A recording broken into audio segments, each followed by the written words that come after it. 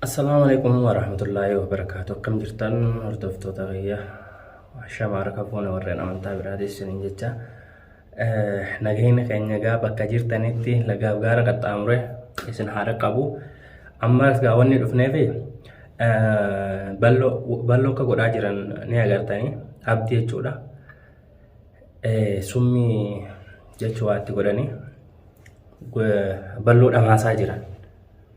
Tole hayyee dhamaaftan wanni gurbaa sammuu isaa jijjiirtanii jirtan. Hayyee jijjiirtan haa ta'u rakkoo hin qabu.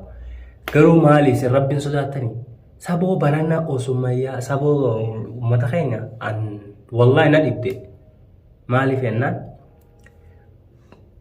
barri keessa jirru kun waa bara ta'ii waa nama ta'ii rabbii tokkichaatu beeka. Akkana nama jijjiiranii qabri isaanii dhabanii jechuudha.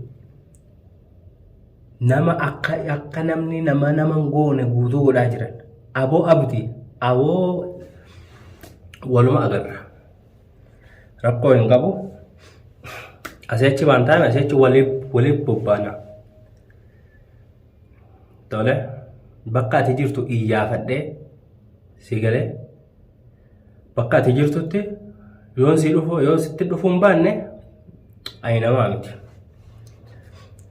Mucummaan kun waa ta'u balloon jechuudha. Waa takka haa ta'u waan takka. Maaliif jennaan ni beeytanii ilmi namaa tokko bes wallahi nama dhibdi. Dhalaa jala jechuudha. Dhalaa amma micoosan jechuudha. Akkanatti balloo dhamaasaa jirtu qaallittiisan jechuudha. Diqaalaa sana. Jireenya isaa balloo nagaan bobbee waan gammachuu wanni jiraachaa jiru haqa namaa nyaate waan namaa nyaate maali wanni namaa ta'e inni nyaata isintu nyaachaa jira bar waan namaa sana maali wanni ni nyaate waan keessa nyaate moo maal nyaate mee hima hayya waan namaa nyaate waan nama godhuu noo maaltu fidire akkanatti dawaa fiddee summii fiddee isa dhamaaftee isa jijjiirtee waan namarraa akka gartee namni hin goone godhaa amma laa isaa ifdhamee jiru amma summii biraa fidee jechuudha dawaa biraa fidee gubbaan itti obaasaa jira jechuudha nama dhibdi san gubbaadhaan jechuudha akkana godhee jechuudha abdii biyya ifii yaamaa jirtaa barati wallahi jechuun as keessa akka namalee jechaa jirta si malee nama hojii taate hawal agarru ta'a maaf mishkilaa rakkoo takka hin qabu si galee isini galee rakkoo takka wala si abdi wallahi la'azim si wala sihi isiidha mee arguuf ta'isan haaluma jirtan kanaan itti fuftan taanaan garteemi hawal agarru ta'a rakkoo takka hin qabu waan takka jechuudha rakkina inuma rakkumaa hin qabu waliif gabbabbaana isiniif galee akkasii oromotiyya du'aa'ee godhaafi isinillee jechuudha maatiin balloodha wallahi inshaallah nutillee ittoo dhaqabna siif galee waliif gabbaana miilaan hin bee barbaadaa jechuudha abdii miilaan kan hin gabbee barbaadu ta'a. Rakkoon qabu asitti. Rakkinuma takkaa hin qabu. Maaliif jennaan dhiirti silaa dhiirummaan qabu silaa dhiirummaa qabaatee waa godhee waa nama godhee wanni hin qabu akkatti hin dhamaasu waan namaa keessaa haala namaa keessaa hin baasu. Isiniif galee hin baasu kana keessaa inuma abadan. Dhiirti gaafa dhiira siin jaan dirree baatee ziq jettee jechuun akka dhiiratti waan namaa nyaate hayyee haa nyaata waan nama itti zaa'ira ba'ee akkana irraan fuudhu maali waa nama godhanii waa asiin godhanii shirkii jechuudha rabbiin jechuun silaa rabbii beeytanii akkasuma gootanii abdii wallahi amma jechuun akka ilma namattis akka rabbittis waan jibbama daleede dhiirummaa ta'e fiddee mire erga dhiirummaa ta'e fiddee waliif gabbaana Sigalee waliif gabbabbaanaa jechuudha kana booda. Haaluma jirtan kanaan haaluma jirtu kanaan itti fufte taanaan sigalee inumaa dabree akkaawwanti waan dalagate guutuu sitti fida. Sigalee waan akka gartee inni dalagaan dadhabnellee godhaniiti jechuudha. Jireenyuwwan moo'isaa sammuu isatti waa gootanii isa dhamaaftanii ni dalagata waan daleeguu sitti fida. Akkaawwantii guutuu isaa sirratti maqaa keetitti deebisa hundaa'u jirumaa fi jireenya isaa jechuudha koontirool godhee akka goosiseeti harka isitti deebisuu barbaade. Akkas jechuudha akka yaadetti siif milkaa'u garuu waliif gabbaana humaatii miti baga dirree baatee as baate amma akkatti siigalee akkasiiti sambiraan darbii hoo maaliif kana godhuu barbaachise waan dalagee guutuu harka isitti deebisiisee jechuudha waatti dalagee do'aatti godhee jechuudha. Fayyaa miti haala fayyaa keessa hin jiru bal'oo nammaan tana takkasiiti sangubbaanoo dabri hayyee rakkinaan qabu deebitee mi'ee hayyee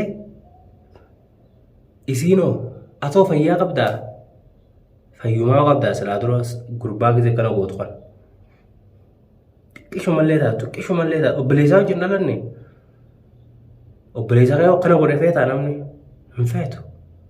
Maaliif gocha kanaa goota?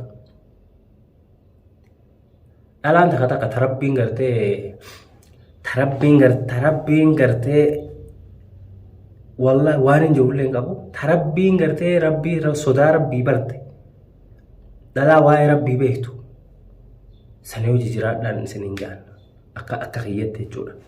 Dhalaan gartee gaafa shirkii fi kana daleeyitii gartee gamana wanni godhaa barte addunyaa irrattillee jechuudha. Addunyaa irrattillee if dhamaaftee isinis dhamaaftee jechuudha. Akkuma kunoo kanatti akhirallee isin dhorkiti. Isinii galee wallahi akkasiiti rakkoo hin qabu. Abdi garuu abdii immoo abdii hawal agarru ta'a. Wallahi hawal agarru ta'a. Maaliif jennaan gooda seenee haadha gara wayii deebi'aa fi miilumaan as keessa deemaami asuma keessa jiraataami way biyya biraan jiraatu bar laa abdi wal agarra inuma rakkoon qabu silaa akkana ta'e as keessaan akkasitti utaalee si nyaadha akkatti jechuu as keessaan maaliif jennaan beeksisa sii goona dhaabi waan itti jirtu kana dhaabuu baannaan kan walii gabbaanu ta'a jechuudha. Isinii galeemi kan walii gabbaanu ta'a. Maal mishkila rakkinaa takka hin qabu. Akka beeytanii wajjaana akkatti siidaa jechuudha. Akkana taanaan akkana wal jala yaana rakkina hin qabu. Akka isin beeytanitti nama keenya silaa muka hudduu ciraa hojii deeman malee safaataa wanni kabajaan beeku namni. Seegale Senegalee miti akkasiiti faamilii tiyya hordoftoota kiyya wallahi waan hedduu nama dhiba bes gizeen arkuu laa wallahi sa'aata kan gattaa'e bo'e haala san kophatti harkatanii akkasitti balloo akkas godhuusan kophatti gattaa'eetiin bo'e dhugaa rabbi maaliif jennaani ilmi namaa tokko yeroo akkas nama godhu yeroo haalan taane namarratti dalagu yeroo gartee waan hin fakkaanne sirriitti hojjetu yeroo gartee keessaafuu amma yeroo amma jirru tana keessatti zabalul akhirii zamana kana keessa namni waan akkanaa walirratti dalagee akkana godhee inni hooqa dhiiraa akkamii waan akkasii dalaga hoo tajaajamtu gizee inni akkas ta'u balloo bareedaa nagayaasa qabu san yeroo inni akkasi dhama'ee akkasi qabanii waa itti naqanii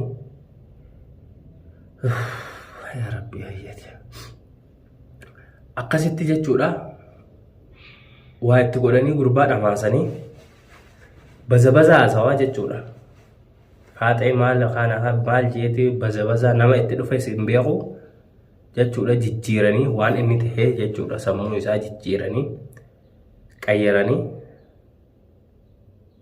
shayxaana jechuudha. Shayxaana rabbiin gaayisaa aboo bal'oo waliif gayyaana garuu abdii jechuudha. Ta abdii waliif gabbaana arrarraa kaasee deemeetiin si barbaada miila kiyyaan jechuudha. Bakka ati jirtutti si bare bakka ati jirtutti goda ati seenee si baasa. San dhiirummaa teenya wal garsiifnaa rakkinan qabu. Ta bal'oodha immoo bal'oo inshaallah rabbiin bira haa jiraatu.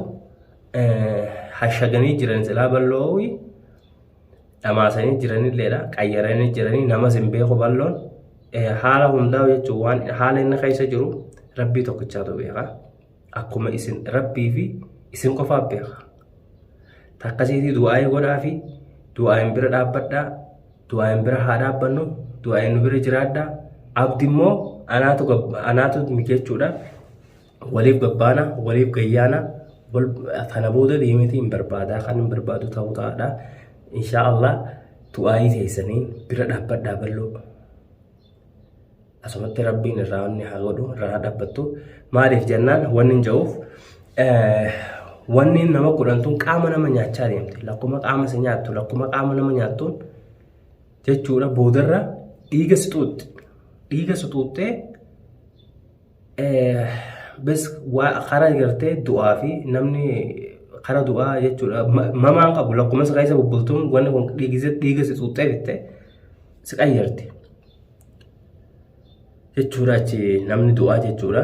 Oda achi hin geenyetti du'aayii godhaa fi du'aayii haa goonuu fi tammoo abdii miilaan wal barbaanna miilaan itti gabbaana haga viidiyoo biraatiin walitti deebinutti. Assalaamu alaikum warahmatullaahi wabarakaatuh.